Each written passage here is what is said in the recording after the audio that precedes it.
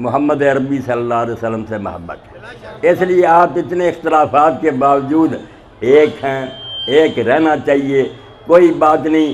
اللہ کے رسول کی بات سمجھنے میں فرق ہو سکتا ہے، ایک کہتا مجھے اس آیت سے یہ سمجھ آتی ہے، دوسرا کہتا یہ آتی ہے، دونوں کوشش تو یہی کر رہے ہیں نا کہ آقا کا فرمان کیا ہے، جو سمجھتے ہیں اس پر عمل کرنے کی کوشش کرتے ہیں۔ جس کو سمجھ میں آیا کہ قرآن مجید سے پتہ چلتا پاؤں دھوئے جائیں، وہ بیچارہ خام خواہ یہ تکلیف نہیں کرتا، اس کو سمجھ یہی آتی ہے کہ قرآن دھونے کا کہتا۔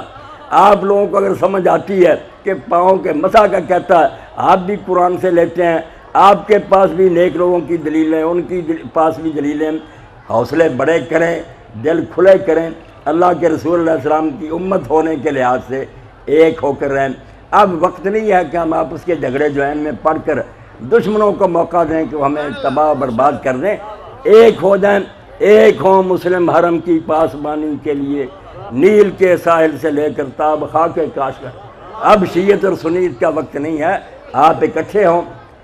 حضرت امام علی رضا علیہ السلام زمانہ تھا بنو عباس کا، ظالم حکمران تھے، غیر شرعی حکومت تھی، مگر امام علیہ السلام سے پوچھا گیا کہ اگر دشمن غیر مسلمانوں کے علاقے پر حملہ کر دیں تو کیا ہم ان حکمرانوں کی خاطر جہاد کریں، دشمنوں سے لڑیں؟ امام نے فرمایا نہیں، ان حکمرانوں کی خاطر جنگ نہیں کرنا، بیضۃ الاسلام کا دفاع کرنا کہ اسلام کا ملک بچ جائے، کیونکہ فَإِنَّ فِي دُرُوسِ الْإِسْلام دروس دین محمد۔ اگر اسلام کا نام مٹ گیا تو شیعت کہاں رہے گی؟ شیعت سنیت کو روتے ہو، پھر رہے ہیں خزاں کے ہر کارے، چمن بچاؤ کہ آشیاں کا وقت نہیں۔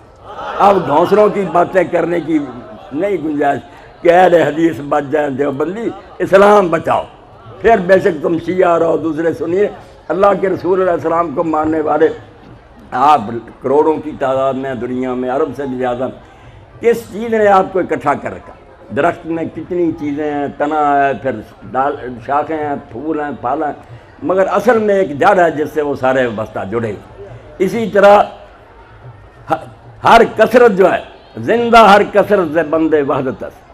جس کثرت کو بھی آپ دیکھیں گے کسی ایک شے سے جا کر جڑے گی، پھر وہ زندہ ہے، اگر اس سے وہ کٹ جائے تو اس کی موت ہو جائے گی، جڑ سے دوسرے حصے جدا ہو جائیں ان کی موت۔ اس طرح ہر کثرت جو ہے، ہم اولاد آدم ایک شخصیت ہے جس پر اکٹھے ہو جاتے ہیں کہ آدم علیہ السلام کی اولاد ہے، سارے انسان اس چیز میں شریک ہیں۔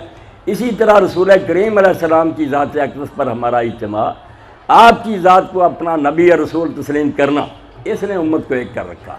دوسرے بزرگ اور دوسروں کے بارے میں جھگڑے ہو سکتے ہیں، آپ مثلا نا، مجھے یاد ہے کہ مولانا اسماعیل رحمۃ اللہ علیہ بیان فرما رہے تھے، مجمع تھا یہ مسجد میں جو دیوبندیوں کی کچہری بازار میں۔